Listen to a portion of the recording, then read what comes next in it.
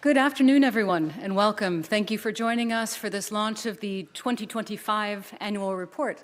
We will start with the statement from the Secretary General and then turn to your questions. Yes, good afternoon, and thank you for joining us today for the launch of our 2025 annual report.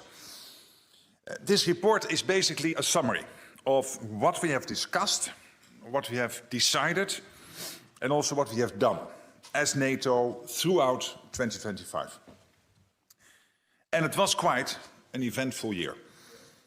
We see clearly that our world is constantly changing, and we are adapting to ensure we remain prepared. Putin's war of aggression continued, as did support for Russia's war from China, from Iran, North Korea, and Belarus.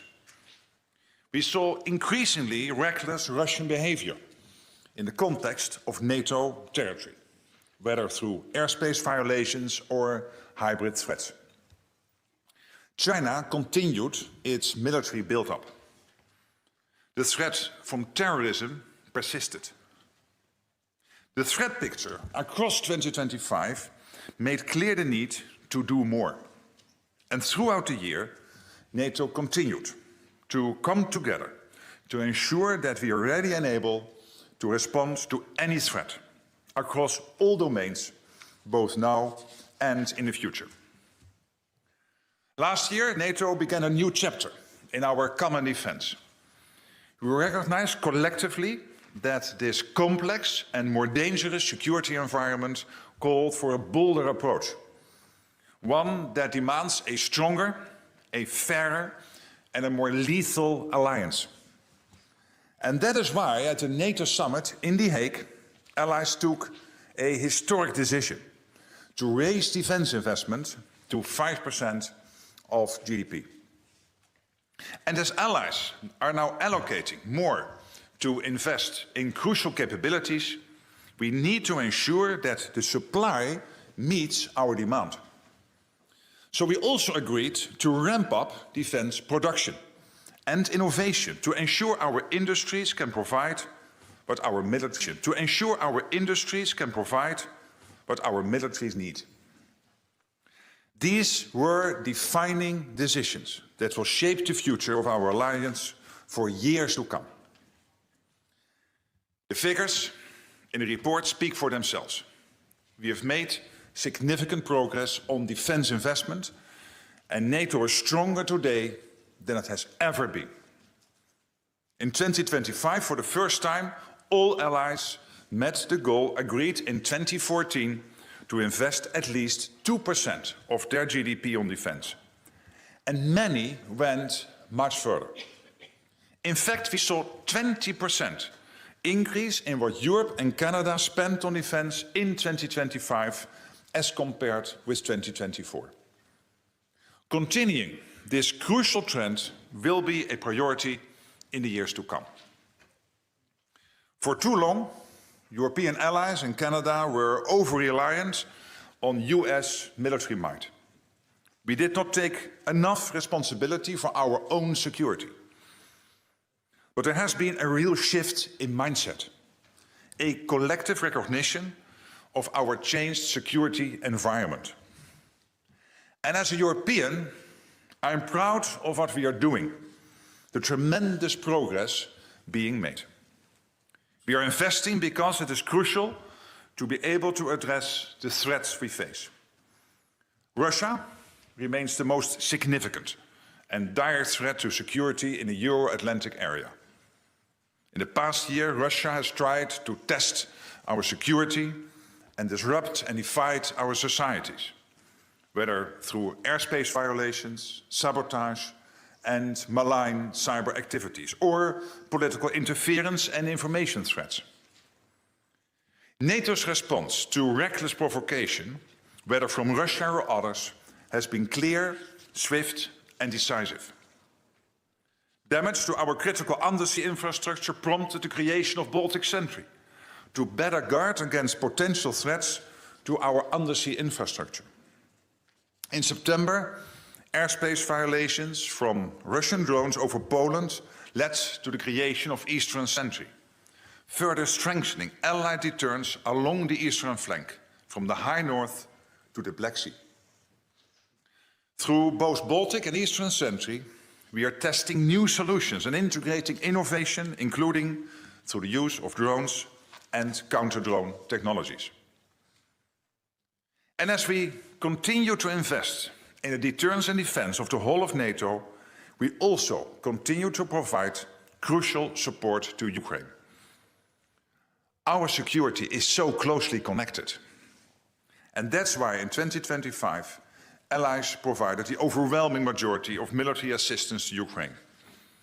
This was in addition to ongoing humanitarian support and other forms of non-lethal aid.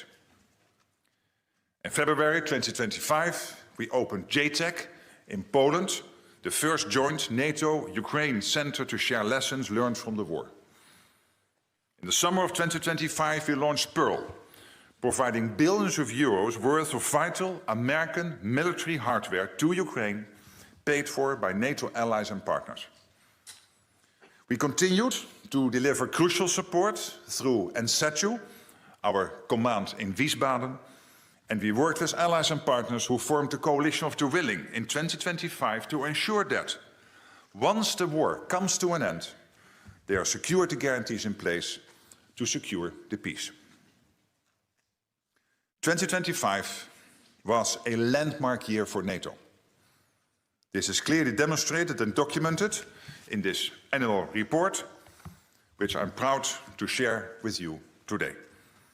And with that, I'm ready to take your questions. Okay, let's start over here in the fourth row, Associated Press. Lorne Cook from the Associated Press. You said again today that NATO is stronger than it's ever been, and when I read the document, I feel there's like this collective, there's kind of a dissonance between what we see in the world and what we have to say about NATO. We've got an ally that had its designs on Greenland. A bunch of other allies had to go there with a trigger force, right, to keep this ally away. We've had that ally calling others cowards. We have the Secretary of State and Defense who don't turn up. Russia remains the biggest threat to NATO, and it doesn't seem like President Putin is intimidated at all, really. And you've said yourself within the next few years he could launch an attack somewhere in Europe. How is it that NATO is so strong in these circumstances? Well, let me answer that question head on. And I've said it before. I don't believe that with the present American administration, the whole of NATO would have been reaching the 2% at the end of 2025. Take some big economies like Spain and Italy and Belgium and Canada, who are far from the 2% mark. They all got to the 2%. And this is bringing in billions and billions of euros/dollars to spend on defense. And then the Hague Summit, without the present administration in the United States and the present president, I don't think we would ever have reached this commitment to spend 5% of our GDP on defense, including the 3.5% on core defense. And then finally, I think it was very important that the new American president coming in, Trump 47, opened the dialogue again with Russia to end the war in Ukraine. Because in the end, it was only the United States, I believe, who was able to break that deadlock. So that would be my direct reaction to your question. Okay, and just next to him, Terry. Thank you, that's efficient. Hi, Terry Hi. Schultz Good morning. with DW. Just to follow up a little bit on Lorne, you wouldn't have the higher defense spending, but you also wouldn't have had the insecurity that many European countries felt by the threat of one ally to attack another. But more broadly, when you look at the threat picture as you give it, and you say that it's much more dangerous, the Middle East doesn't come up, and yet so many of your public statements over the last weeks have been about how NATO allies need to support the U.S. in its efforts on Iran. I mean, do you feel that this is now a NATO issue? And how much are you working behind the scenes to do what you have advocated, and that is support the United States in its attacks on Iran? Thank you. Thank you for that question. And this is not new. The alliance, NATO, has for some time been clear, even before I became Secretary General, that Iran cannot possess a nuclear weapon. And NATO has also long recognized the threat Iran's missile program posed to allies and their interests. And what the United States is currently doing is degrading those capabilities, both the nuclear and the missile.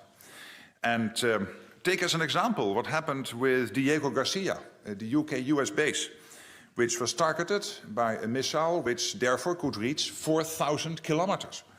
So the logical conclusion of that missile launch is that Iran has now capabilities increasingly dangerous for allies.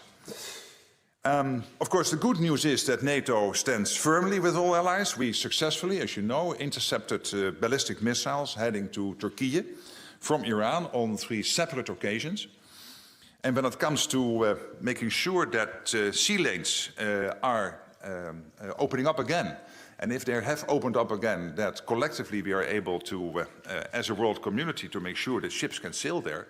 We have now 30 countries coming together, many from NATO, but also Japan and Korea, Australia and New Zealand and Bahrain and the UAE, but most of them from NATO, to discuss and then implement the question of the what, the where and the when it comes to making sure that these sea lanes stay open. Okay, let's come over here. Second row, BBC.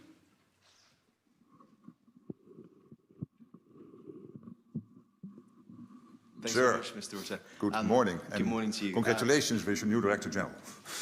I'll pass that on.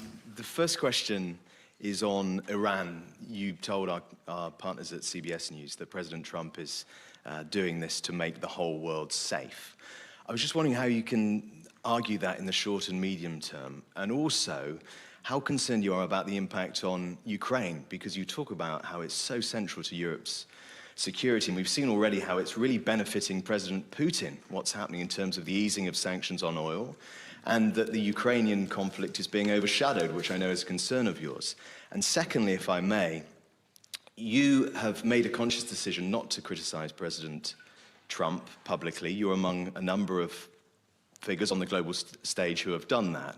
But just last week, he was saying that NATO allies were cowards for not joining what's happening in Iran, joining him and Prime Minister Netanyahu. And in that Truth Social post, he ended it by saying, we will remember. Now, whether or not President Trump is aware of this, but that has real echoes and chimes with words of remembrance that for more than 100 years, people in Europe in particular have been using that sort of phrase, we will remember them. So I just wonder, I'm not inviting you to criticize President Trump, because I know that's something you've been reluctant to do, but how does that touch you? How does that feel you when you see that sort of post? Well, thank you. Let me, various elements in the question. So first on Ukraine, the good news is that essential equipment into Ukraine continues to flow. And that is important because we have to do everything, and NATO is very much involved through the Command in Wiesbaden, through JTAC, individual nations providing support to Ukraine, including the essential equipment coming from the United States, paid for by European allies, getting into Ukraine. So that continues, that's good. Then when it comes to the comments of President Trump, as I said also on CBS, what I've been seeing is some frustration with him about the Europeans needing to take time to react to his request when it comes to this question of making sure that sea lanes are open. And I said, hey, there is a reason for that. And the reason is that for good reasons, the US was not able to consult with allies because they wanted to keep the campaign secret. And again, for good reasons, to make sure that nobody knew what happened on that Saturday morning. And there's always a risk if you inform too many people that things might leak. But that also had the disadvantage that it takes time for the Europeans to get organized.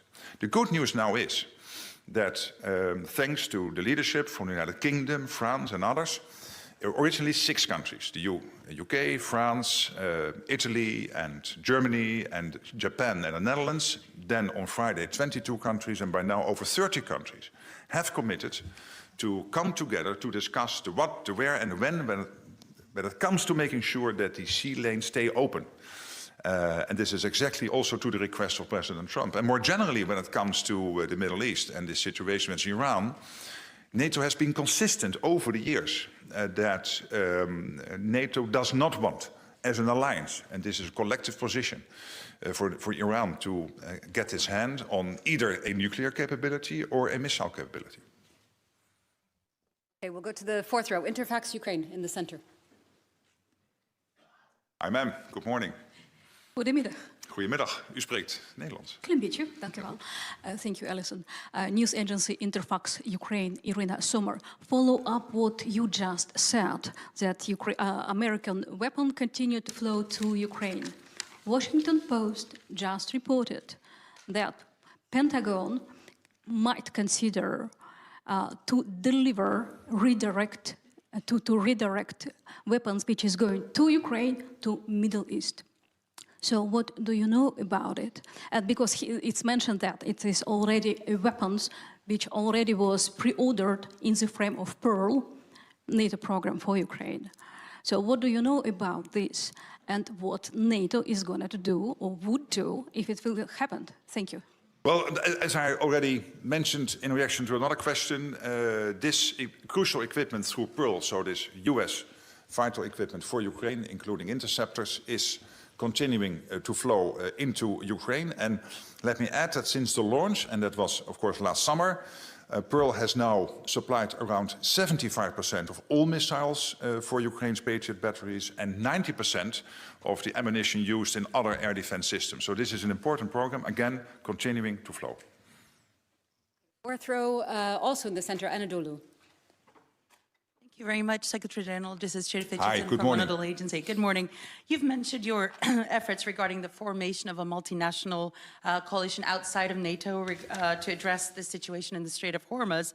But I want to focus more on the NATO dimension of the conflict. And you've mentioned it yourself. In light of the recent developments in the region, the ballistic missile attacks on Turkey, a NATO territory, on 3 occasions actually, I would like to know, is the alliance taking or planning to take additional measures to augment Turkey's security? Could you kindly elaborate on those? Thank you. Well, obviously, I cannot go into the more secretive military planning, but I can assure you one thing. NATO is the strongest military alliance in world history. And we will do everything as 32 allies, the United States and Canada and the 30 allies in Europe, to do everything to defend every inch of NATO territory. And taking out these 3 missiles heading for Turkey is clear evidence of that, and we will continue to do so, and making clear to any adversary that we will do everything necessary to indeed make sure that we are safe. Okay, coming over here to the second row towards the center. Hi, good morning. Good morning. From Breaking Defense. Breaking Defense, sorry. This week, the CEO of Rheinmetall warned that European, American, and Middle Eastern munition stockpiles were nearly empty. In the 2025 report, it says that in line with the updated Defense Production Action Plan, greater spending would allow for a rapid expansion of such production.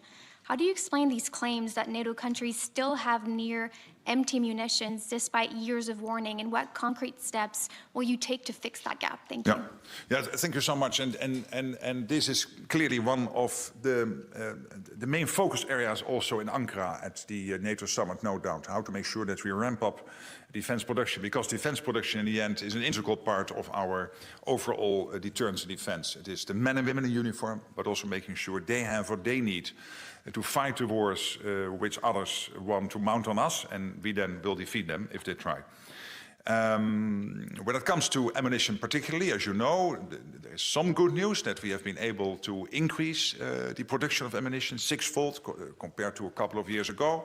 But still, clearly there's more to do. And when you look at the broader defense industrial base, and this is an issue which we have to confront both in the United States and Canada as well as in Europe, the defense industrial base at the moment is simply not producing enough, and we are not fast enough in implementing innovation. We are getting better, but we have to do more. One of the reasons why we started the 2 sentries last year and also Arctic Sentry this year is not only to defend what we try to defend and will defend through the sentries, but also to make sure that we know where the gaps are, which capabilities we need to develop, including when it comes to innovation. Take, for example, drone and anti-drone technology. Here, as also is now the case in the Middle East, we can learn from Ukraine. But there are other examples.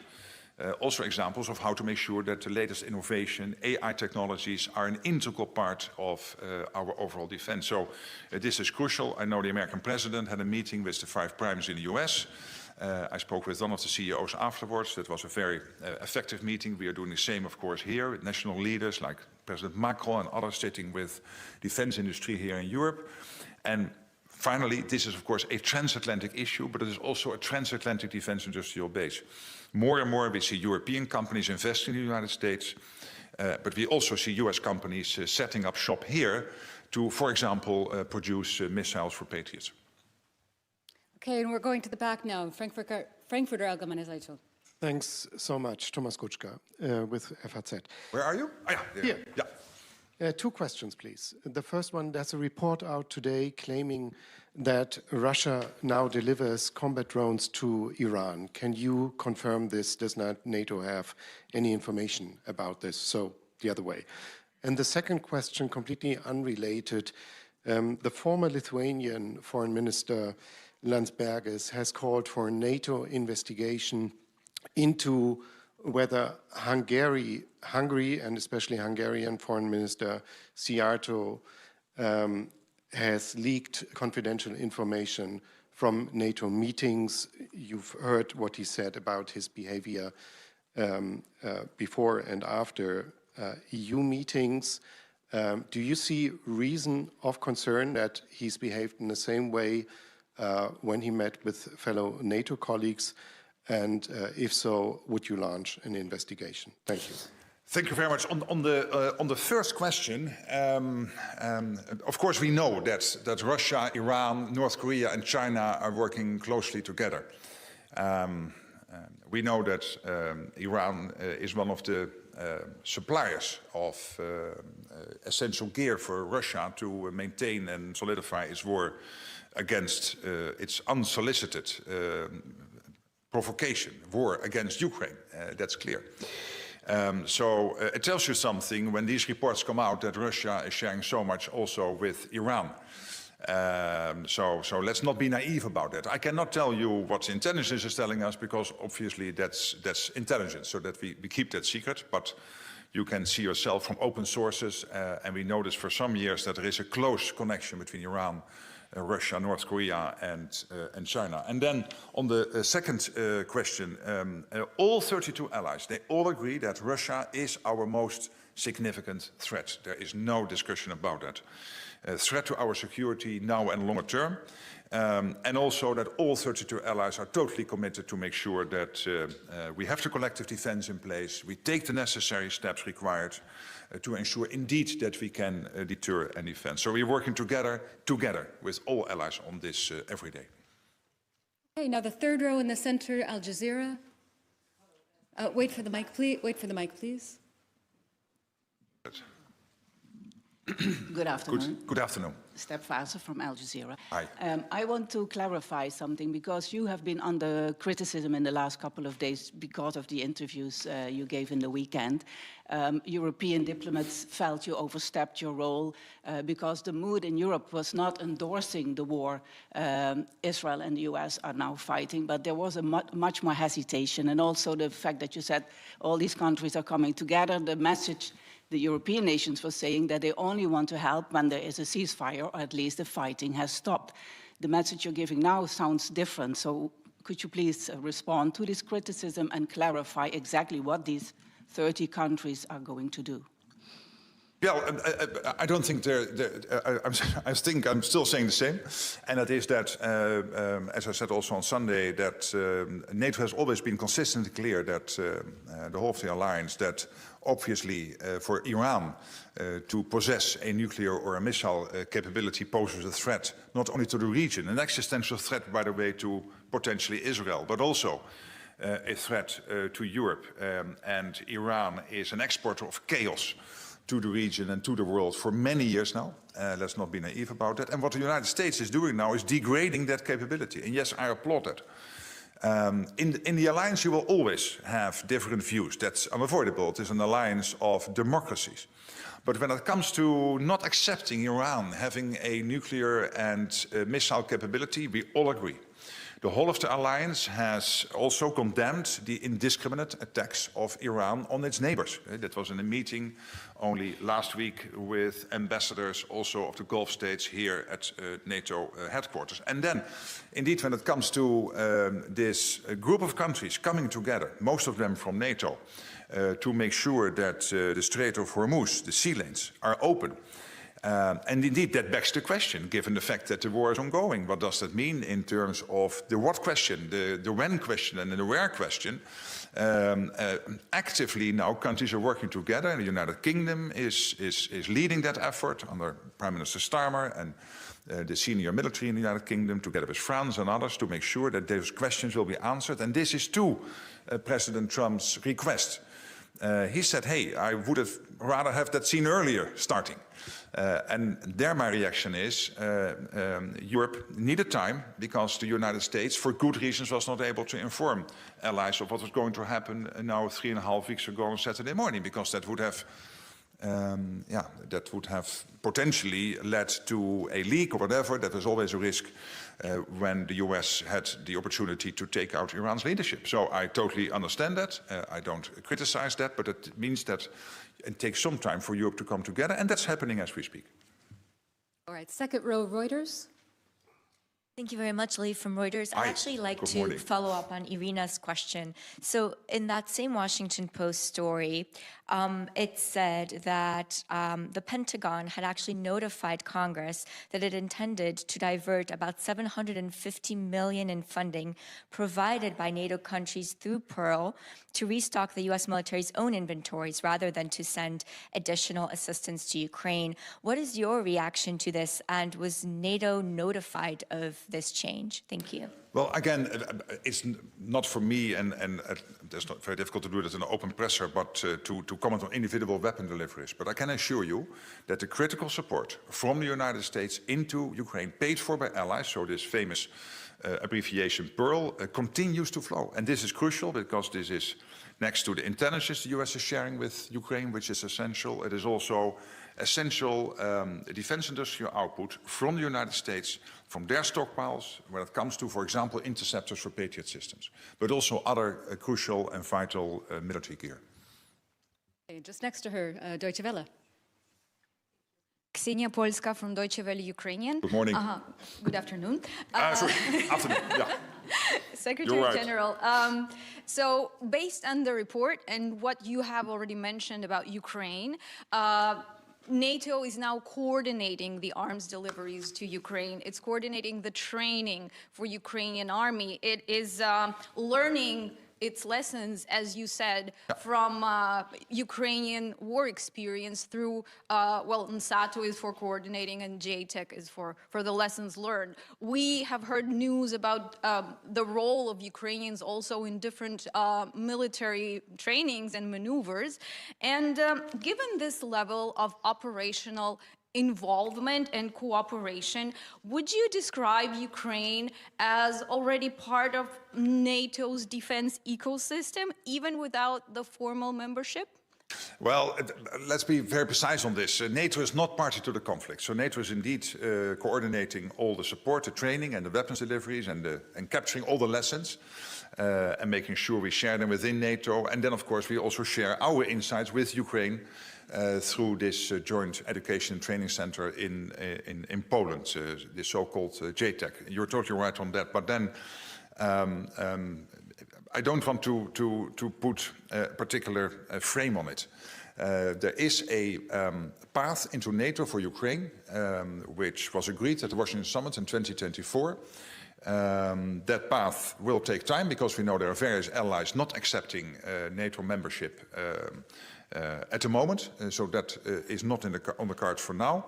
But we also know that through the Coalition of the Willing, together with the United States, in Paris in January, under the leadership of President Macron, we agreed on what the security guarantees for Ukraine should look like post a ceasefire or a peace deal. Preferably a peace deal, if not, then at least a long-term ceasefire. And I think that is extremely relevant, because in the end, if it is not NATO membership, and again, that's not on for now, we have to make sure that when the war stops, Putin will not try again, because he knows, and this is why we need the security guarantees, that the reaction will be devastating, and that is collective NATO, countries outside NATO, this coalition of the willing, many NATO countries, including the United States, involved.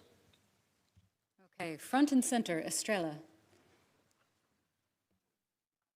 Hello, good afternoon. Good afternoon. This is Ana Crespo Guillén from the Spanish newspaper Estrella Digital. You said that the trend of increasing defense spending will be a priority in the years to come. Spain has reached a defense spending of 2% of its GDP in 2025 and is therefore approaching what it considers its ceiling, which is 2.1%.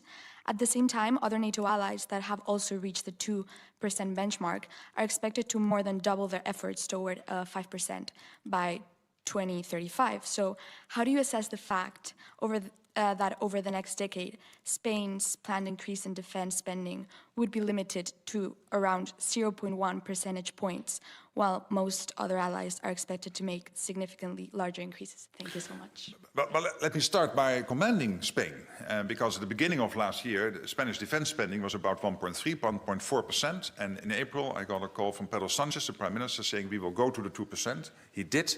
This is billions and billions extra structurally spent on defense by Spain.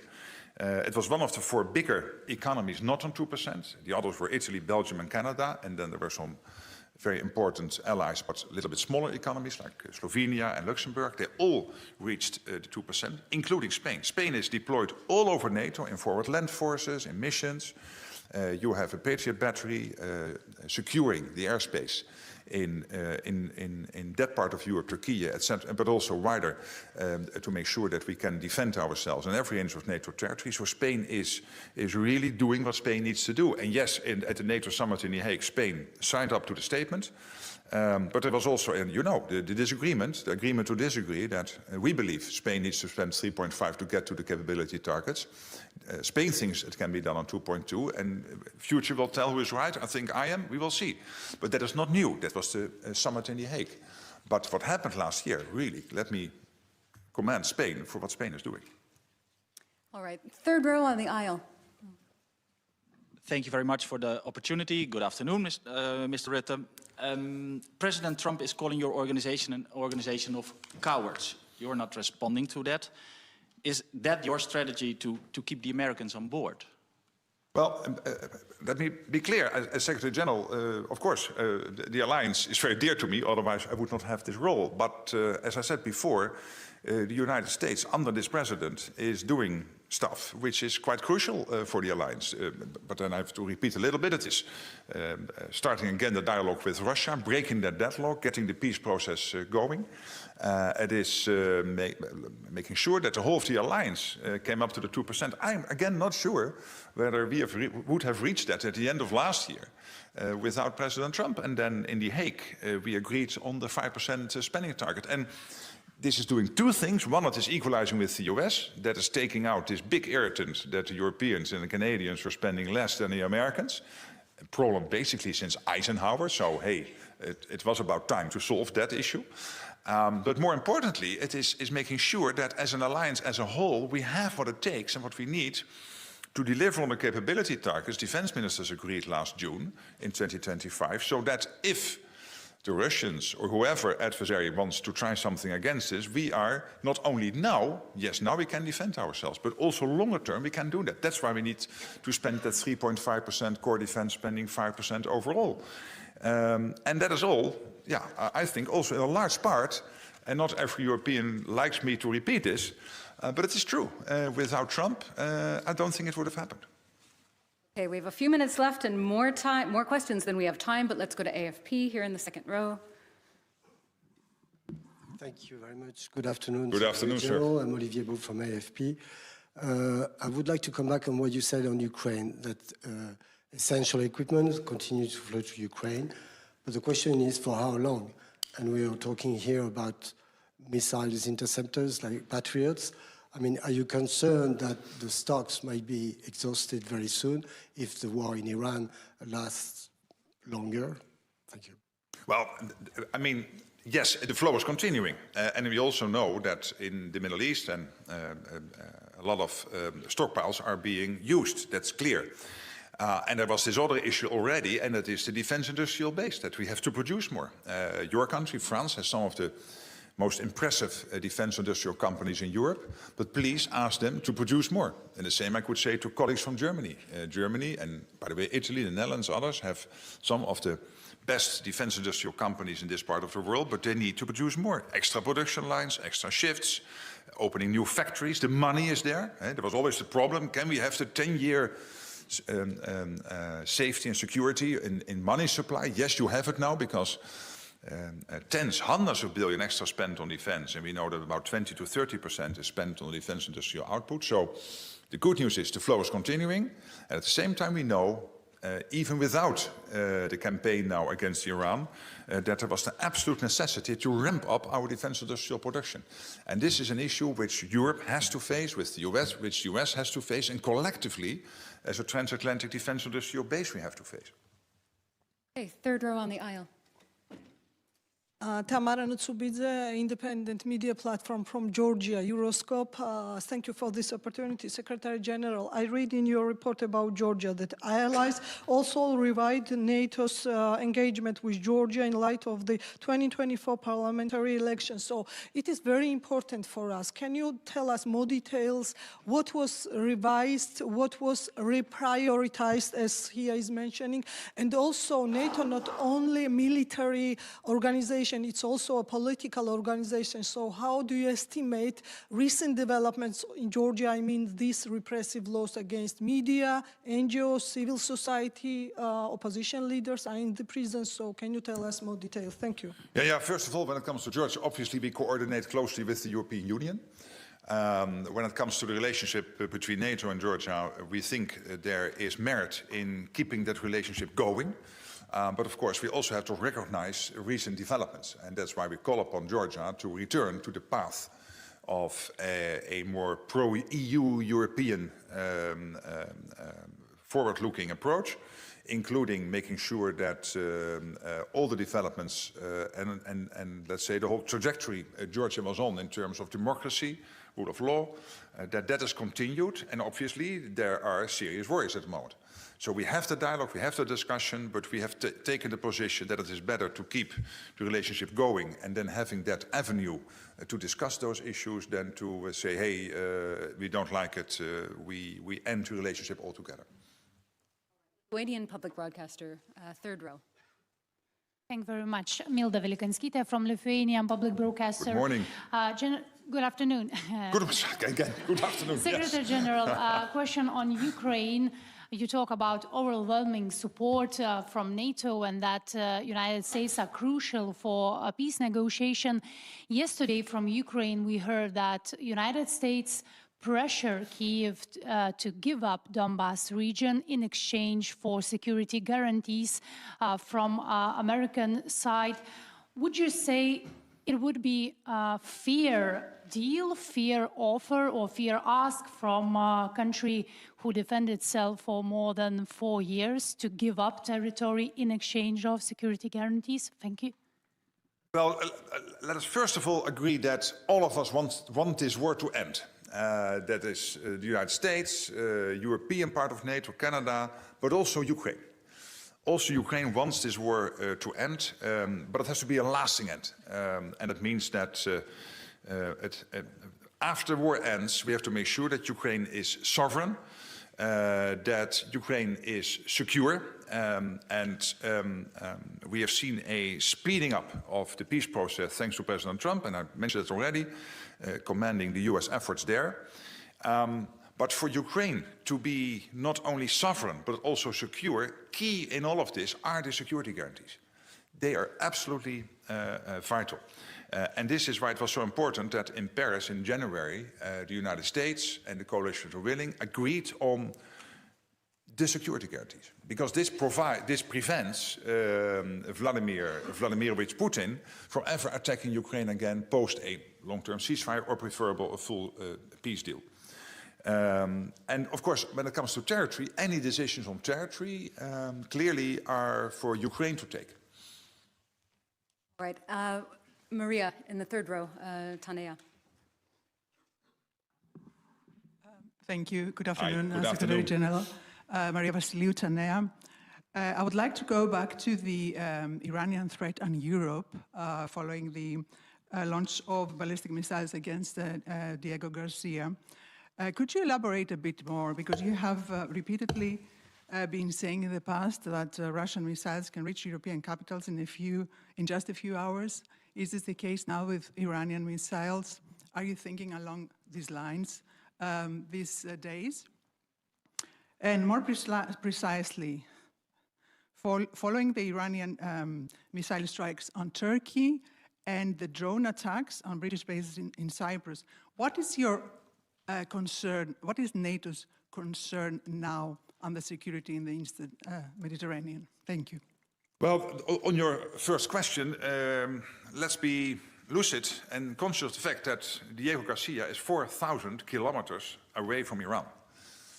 So if a missile from Iran is able to reach Diego Garcia, that is a relevant development.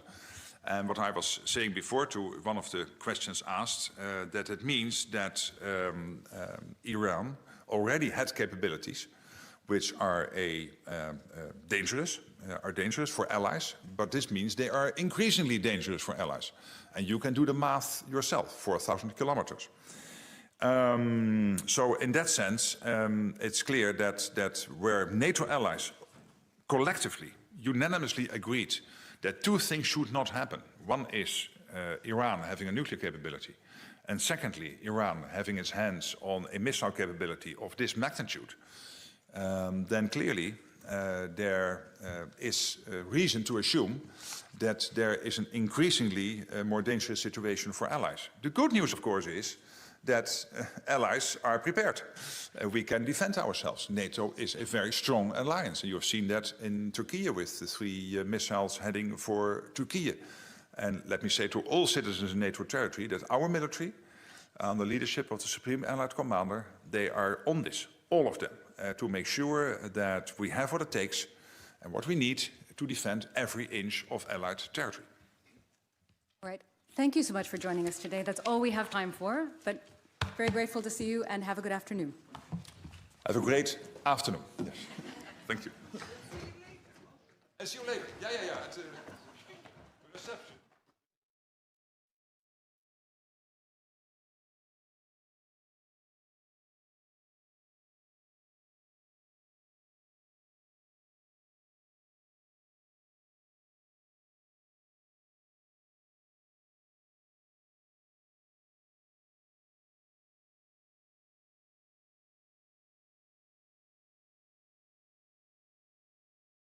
Some scheduling announcements. This evening, President Trump will deliver remarks at Union Station for a political dinner. Tomorrow morning, the president will host the 2nd cabinet meeting of the year and the 11th cabinet meeting of his 2nd term. And later tomorrow afternoon, the president will host a Greek Independence Day celebration in the East Room. On Friday, the president will celebrate National Agriculture Day alongside nearly 1,000 farmers who are coming in from across the country for the first event of the season on the South Lawn.